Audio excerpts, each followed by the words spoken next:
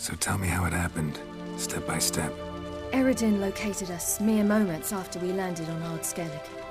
Soon after, he and his riders surrounded us. I thought it was over, the end. Turned out Eredin had other plans. He produced the phylactery, uncorked it. A fog enveloped us, and Avallac'h began gasping for air. That's how Eredin cursed Avallac'h, triggered his transformation into Uma? Yes.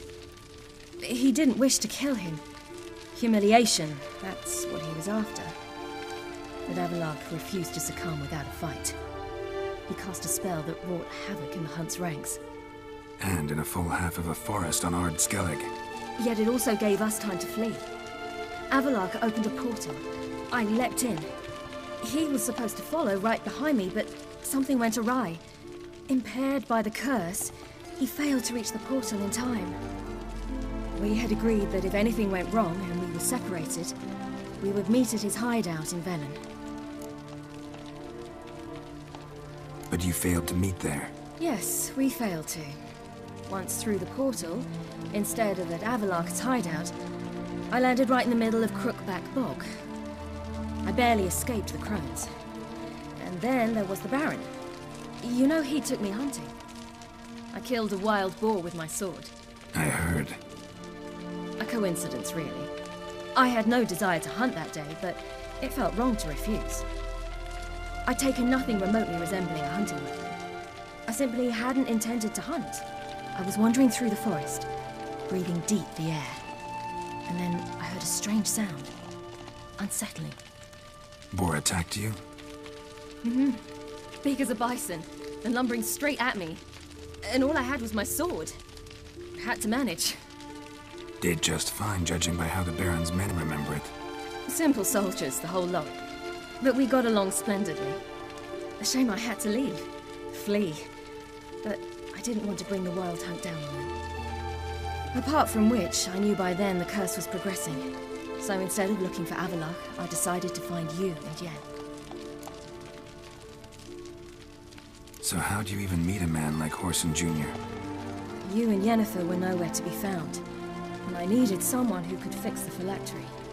No ordinary craftsman would do. I needed a mage. One with extraordinary powers. Dandelion took it upon himself to help me. It was as if his honor depended on it. He arranged a meeting with a mage, but it proved a trap set by the Temple Guard. Failed to mention that. Probably didn't want to worry you. Later, we learned the Guard did that sort of thing regularly, in the hope of nabbing anyone who collaborated with mages. We needed to find another way. That was clear. Then Dandelion said he knew a man who owned a piece of Novigrad, as he put it, could do more than others. He was certain to know someone who could fix the phylactery. Whoreson Jr. Mm-hmm. I suspected it might not be the best idea, but I was desperate. I had no choice. You suspected right. Whoreson was not the ideal partner in crime. Damned simpleton got it in his head that we cheated him and kidnapped Dudu. Who you promptly freed only to have to flee to Temple Isle. Great idea. We hadn't planned it. Had no time to consider. We just bolted. I didn't even realize the guardsmen were driving me into a trap. Suddenly there I was, and I knew I had to disappear. At once.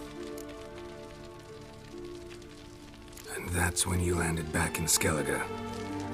The shore of Hindisfjord. The first pleasant place that came to mind. Hjalmar and I used to swim there. Wait, so you actually wound up there by accident? I thought you and Avallac'h had arranged something. No, he simply sensed me use my power. Just as Eredin can sense where I am, where I travel. In fact, Eredin arrived soon after I did, his riders in tow. Once again, things happened quickly. Lofoten, the hunt's attack, my flight. And then, dreams. Just dreams.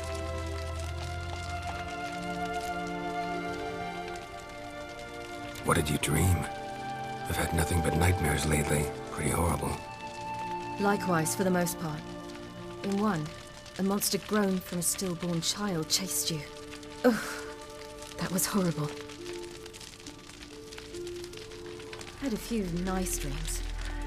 For example, in one we sat around a fire, drinking good wine, and all around people danced and laughed.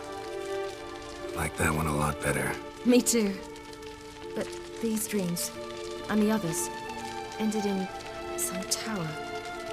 No matter what I dreamed, in the end, I would enter a tower. Recognize it? Know where it might be? Not sure. I don't think so. But there was something familiar about it.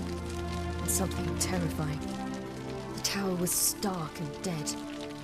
But at the same time, I felt I had to enter it. Did you? No. Dreams all ended with me searching for the entrance.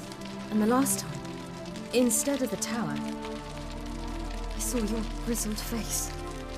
If not for the scar over your eye, I'd have thought I was still dreaming. I was afraid you were dead. Found some dwarves here. Said they'd try to wake you, but you were cold as ice and you weren't breathing. And yet you came in. Who listens to dwarves these days? Speaking of which, they're probably getting antsy. We should go. Got a boat on the beach. Once we land, we'll head for Kaer Morhen. On horseback. Right. Conventional means of travel. They're just better. Though a portal would be quicker. And draw Eredin to us immediately. Rather not risk it. Besides, I hate portals.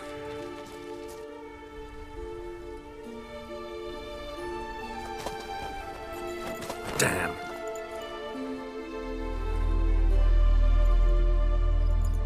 Listen, we gotta think of a way to...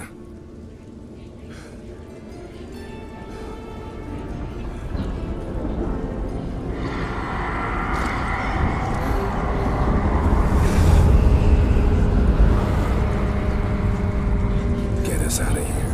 They'll know where we've gone. They'll know how to find me. They already do. Ciri, take us home.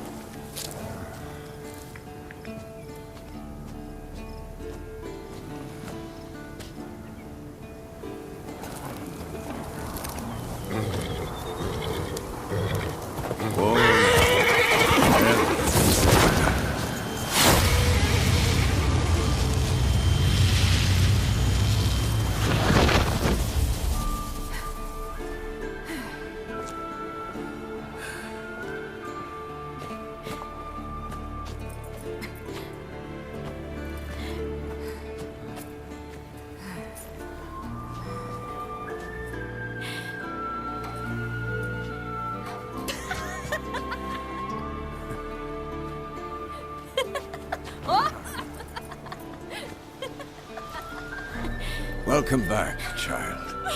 Ciri!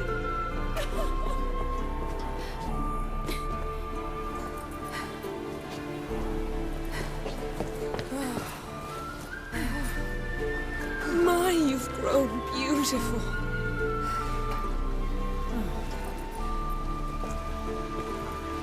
No point standing around. Come on, time to greet the others. You've not changed a bit. Any of you. All just like I remembered.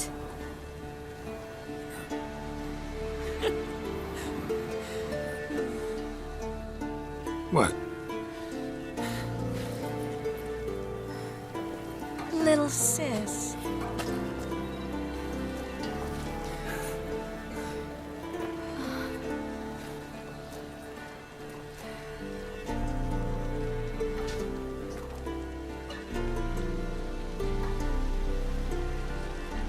They're all here. Everyone you asked for help. Avalok's resting in the tower, still in pretty bad shape. No reason to do it out here. Come inside.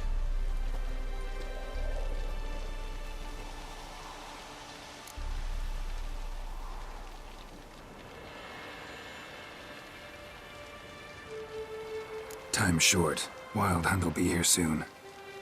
Glad to see you, Triss. Thank Yennefer. She's the one who invited me.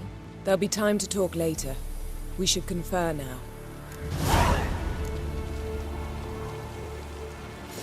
Yen, you know the Wild Hunt better than anyone else. Tell us about the magic they use. Their navigators